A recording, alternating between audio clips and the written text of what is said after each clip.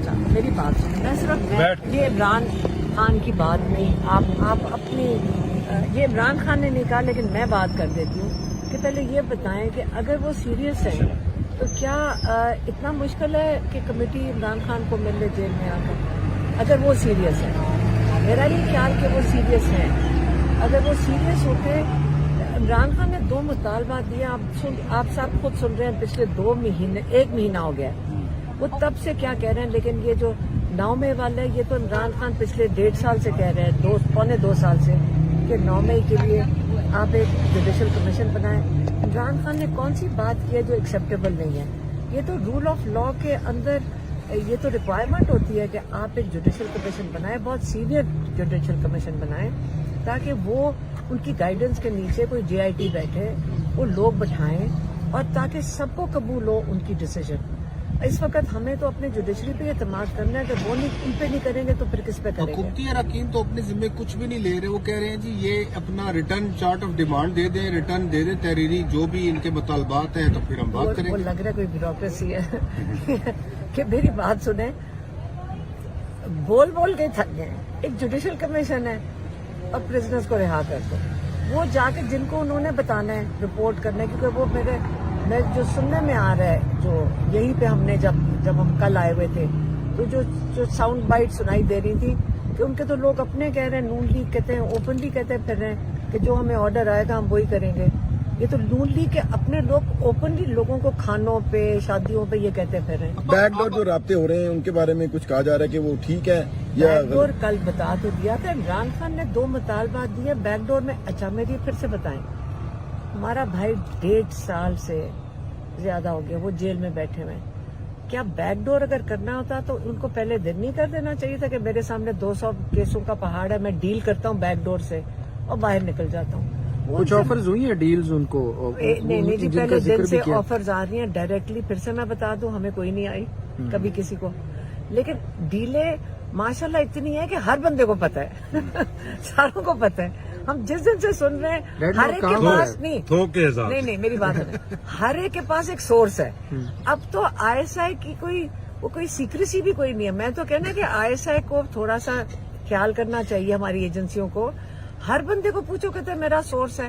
میں تو بڑی اوفینڈ ہو جاتی ہوں کہ ہر ایک بندہ ایک بندے کو جانتا ہے جو ان کا سورس ہے، اب وہ سورس سنیں، اور وہ سورس یہ کہتا ہے، پہلے کہتا تھا ہمیں انفارمیشن جو آتی تھی سورس سے کہ جی 3 سال باہر چلے جائیں، پھر 2 سال ہوئے، پھر 6 مہینے ہوئے، پھر نے کہا ہم آپ کو ہاؤس اریسٹ میں کر دیتے ہیں، آپ منہ نہیں کھولنا، چپ کر جائیں، آپ یہ نظام چلنے دیں، چوری والے جو مینڈیٹ والے ہیں ان کا نظام، یہ ساری چیزیں تو آپ سمجھ لیں کہ سن کے اگر عمران خان نے ہمیشہ رول آف لا کی بات کی ہے اور انہوں نے یہ کہہ دیا کہ ایک جوڈیشل کمیشن بنائے جو یہ 9 مئی کا بھی کرے اور 26 نومبر کا بھی انویسٹیگیٹ کرے۔ ایک طرف خان صاحب اسی عدلیہ پہ عدم اعتماد کر رہے ہیں، وہ کہہ رہے ہیں آئینی عدالتیں بنائی گئی، سپریم کورٹ کو جو کنٹرول کر لیا گیا، اب اسی عدالت سے وہ جوڈیشل کمیشن چاہتے ہیں، تو یہ تو تضاد ہے اس بات میں۔ نہیں، آپ بتا دیں کہاں جائیں، آپ اور ہم کہاں جائیں گے؟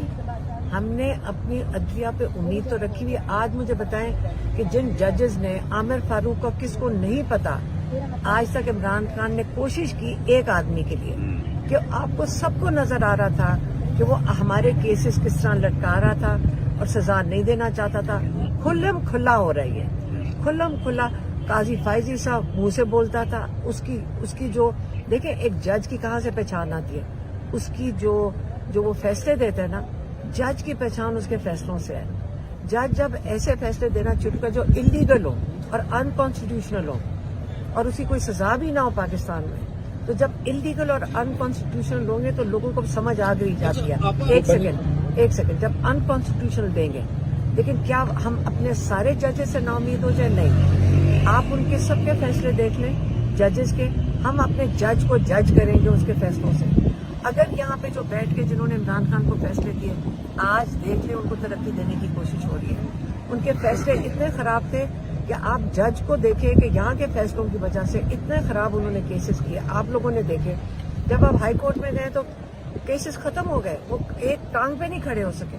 اسی طرح ابھی عمران خان نے کہا ہے کہ آپ سینئر موسٹ سپریم کورٹ کے ججز سے ایک کمیشن بنائیں वो एक JIT तश्कील देंगे, आपको पता है सारी फिर एजेंसियां वगैरह सब बैठती हैं।